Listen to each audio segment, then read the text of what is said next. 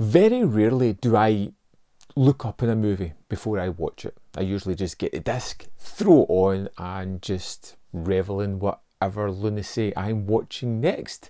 Hellraiser Revelations was one that I kind of looked up a little bit because I was curious to see what number it was in the Hellraiser franchise. I've only ever seen 1 to 3, and I kind of like those movies. I was a little bit curious to find out that this was number 9, I think, in the series, and that it had a horrible score, like a really low score on a lot of various different critique platforms. I'm still kind of open-minded. I'm still going to go into these movies and just take what it has. Now, the difference with this one was I kind of liked Hellraiser Revelations. And it starts off with an almost found footage aesthetic where we've got these two boys going down to Mexico to get their rocks off and have some fun. And then we have some interspersed footage of them discovering the box and opening it and then vanishing. We then jump to their parents who are having dinner with the other boys' parents who vanished. They just kind of dealt with the fact that their kids have disappeared off the earth. They don't know what's happened to them. And they have these kind of ritualistic dinners where they come together, ignore the big elephant in the room, and just try to go about their kind of business.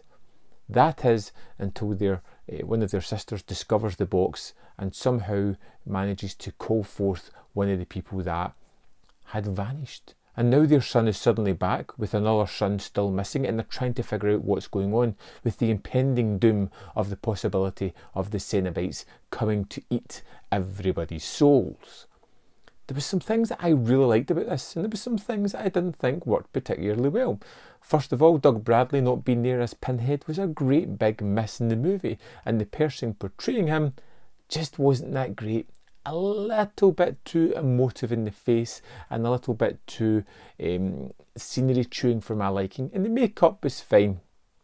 One of the things I really liked about this movie was the makeup and the effects. It feels like they've put a lot into it, and they are disgusting, they're twisted, they're not quite right, they're just yucky inducing. It's people without skin, and you see all the sinew and the muscle and where the flesh should be just pulsating, and just it's horrible to look at, but it's a brilliant practical effect, and the thumbs up for 2 practical effects in this one, because they just go for it.